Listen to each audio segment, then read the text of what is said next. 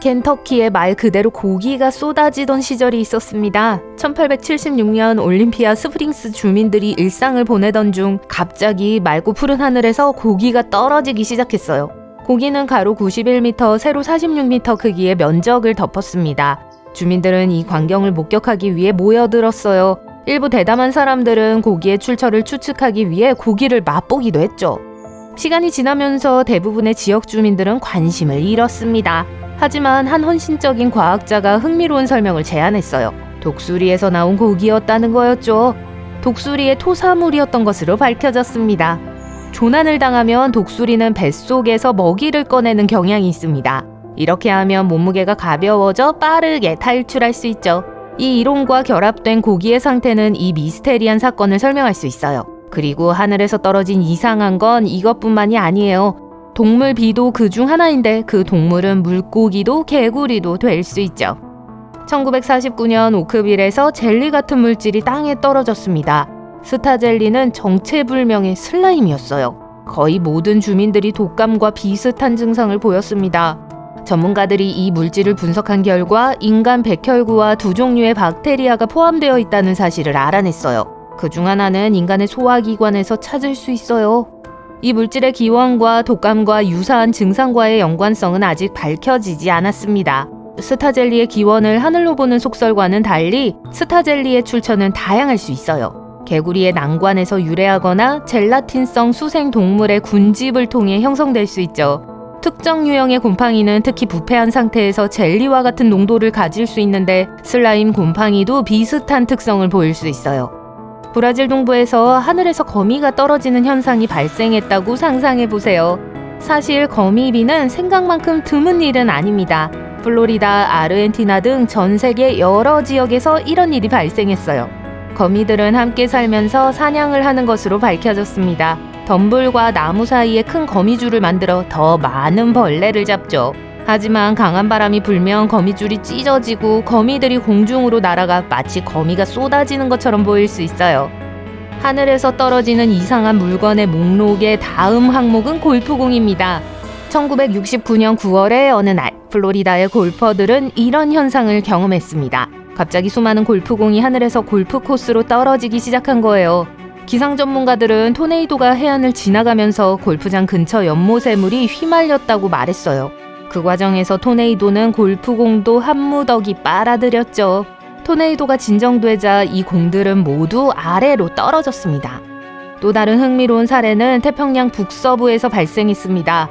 은하수 비는 염분이 풍부한 오레곤 호수에 먼지 폭풍이 몰아치면서 발생했어요. 처음에 과학자들은 불에 탄 지역의 바람 침식 때문이라고 생각했지만 이는 풍향과 일치하지 않았습니다. 또 다른 단서는 물의 구성이 마른 호수와 비슷하다는 거였어요. 연구팀은 오레건주의 서머 호수에서 발생한 것일 수 있다고 생각했습니다. 서머 호수는 가뭄이 들면 말라버리는 얕은 호수인데요. 유백색 비가 내리기 전날 밤 강한 바람을 동반한 폭풍이 호수를 강타해 먼지를 공기 중으로 날려보냈을 가능성이 있어요. 유백색 비는 15개의 도시의 자동차와 유리창에 하얀 잔여물을 남겼습니다. 피비 또는 붉은 비는 공포영화의 줄거리처럼 들릴지 모르지만 실제 존재하는 현상입니다. 사람들은 피처럼 보이는 이 비를 호머의 일리아드 시대부터 신비롭게 생각했어요. 당시 사람들은 하늘에서 진짜 피가 떨어진다고 생각했고 불길한 징조로 여겼습니다. 하지만 과학이 이를 밝혀내기 위해 개입했죠. 이 비는 보통 붉은 먼지나 물에 떠다니는 작은 미생물처럼 인체에 무해한 물질로 인해 발생해요. 때로는 녹색 미세 조류의 작품이기도 해요. 수박눈은 유혹적으로 들릴 수 있지만 간식이 아니에요.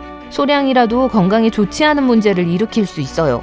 실제로 눈을 분홍색으로 물들이는 것은 조류 니발리스입니다.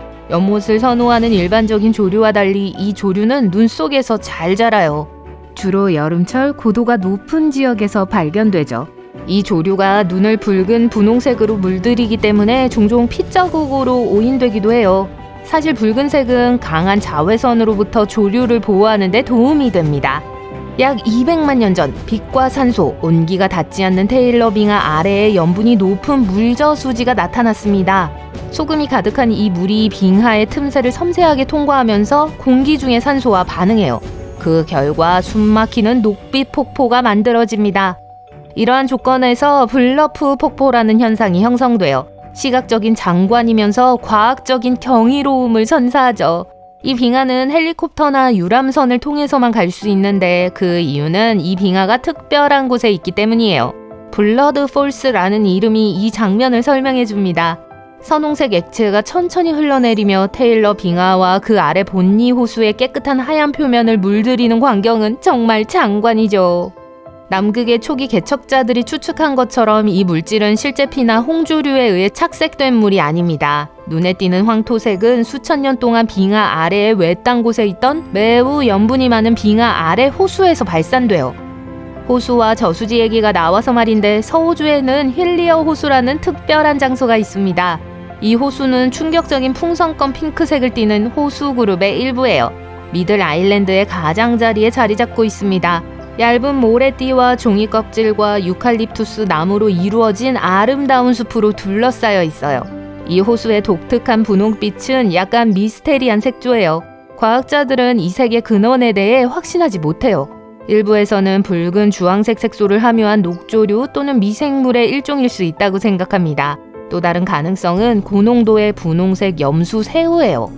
관광객들은 종종 헬리콥터나 비행기를 타고 힐리어 호수의 멋진 경치를 즐기곤 해요.